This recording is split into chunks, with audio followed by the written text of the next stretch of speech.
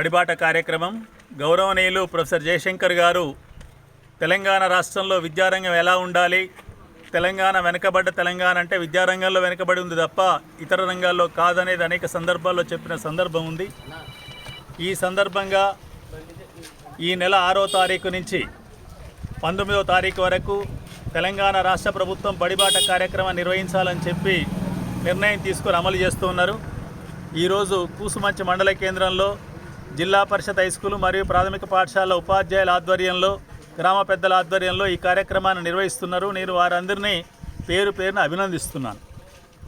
బడిబాట చేయవలసిన పరిస్థితులు ఈ దేశంలో కానీ రాష్ట్రంలో కానీ ప్రైవేట్ స్కూళ్ళ యొక్క అసత్య ప్రచారాల వల్ల తల్లిదండ్రుల యొక్క మానసిక స్థితిని భ్రమల్లో కల్పించి ప్రాథమిక పాఠశాలల్లోనే ఐఐటి విద్య నేర్పుతున్నామనే అబద్ధాలు చెప్తూ ఈ స్థితిలో ప్రభుత్వ బళ్ళలో కూడా పిల్లలు చేర్చండి అని చెప్పి కార్యక్రమం నిర్వహించవలసిన పరిస్థితి నేడు ఏర్పడ్డది.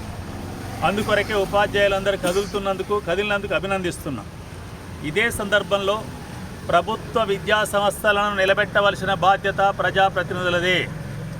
ప్రజాప్రతినిధులందరూ కూడా ప్రభుత్వ బడులని, కళాశాలల్ని, యూనివర్సిటీలని నిలబెట్టేందుకు తమ వంతు కృషి చేయాలని చెప్పి మీ ద్వారా ఈ రాష్ట్రంలోని గ్రామ పంచాయతీ సర్పంచ్, వార్డు మెంబర్ నుంచి మున్సిపాలిటీ కౌన్సిలర్, చైర్పర్సన్ నుంచి కార్పొరేటరు, మేయరు, మండల పరిషత్ అధ్యక్షులు, జిల్లా పరిషత్ చైర్మను, మండల ప్రాదేశిక సభ్యులు, జిల్లా ప్రాదేశిక సభ్యులు, ఎమ్మెల్యేలు, ఎమ్మెల్సీలు, మంత్రులు, ముఖ్యమంత్రితో సహా బడిబాట కార్యక్రమంలో పాల్గొనండి.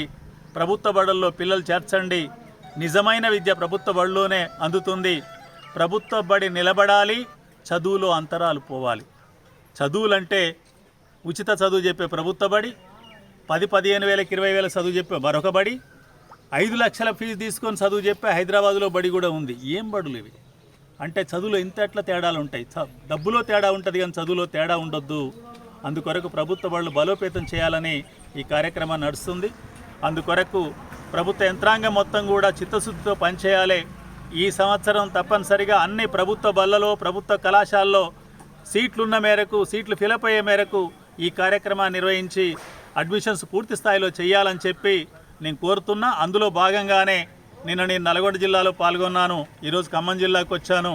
ఎందుకంటే నేను వరంగల్, ఖమ్మం, నల్గొండ 3 పాత జిల్లాల శాసనమండలి సభ్యునిగా ఉండటం వల్ల ఈ ప్రాంతాలను ఒక్కొక్క ప్రాంతాన్ని తిరిగి పరిశీలన చేయడం జరుగుతుంది. బడిబాట కార్యక్రమాన్ని విజయవంతంగా నిర్వహించామని చెప్పడం జరుగుతుంది.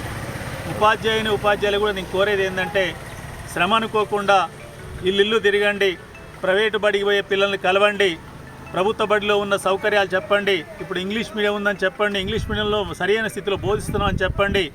అదేవిధంగా ఇప్పుడు కూసుమంచి పాఠశాల 10వ తరగతి పాఠశాల రిజల్ట్ పరిశీలిస్తే 9 పైన జీపీఏ వచ్చిన వాళ్ళే 15 మంది ఉన్నారు. 9.8 జీపీఏ వచ్చిన ఒక అమ్మాయి ఉంది, 9.7 జీపీఏ వచ్చిన ఇంకో అమ్మాయి ఉంది. ఈ రకంగా మంచి చదువులు ఉన్నాయి.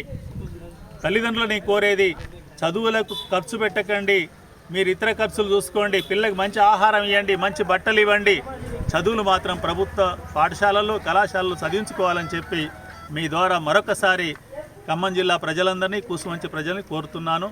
బడిబాటను విజయవంతం చేద్దాం. అదే మనందరి యొక్క ధ్యేయం. For more videos like this, subscribe Big TV channel.